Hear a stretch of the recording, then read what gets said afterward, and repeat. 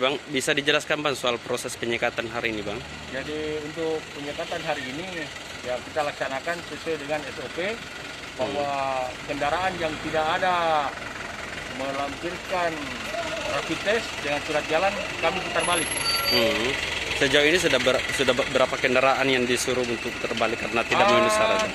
Syukur alhamdulillah mungkin untuk ini hari sudah lebih 10 kita putar.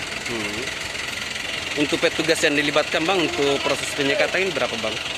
Petugas yang dilibatkan dari Polri sendiri, Brimob, Dishub, dari Dinas Kesehatan, dari BPBD, dan Satpol PP. Bang, ke masyarakat Bang? Jadi saya menghimbau kepada seluruh pengguna jalan yang akan melintas di perbatasan Sulawesi Selatan, Sulawesi Barat, di pos penyekatan Kecamatan Binuang di Desa Paku ini, agar melengkapi rapid antigen dan surat jalan. Terima kasih.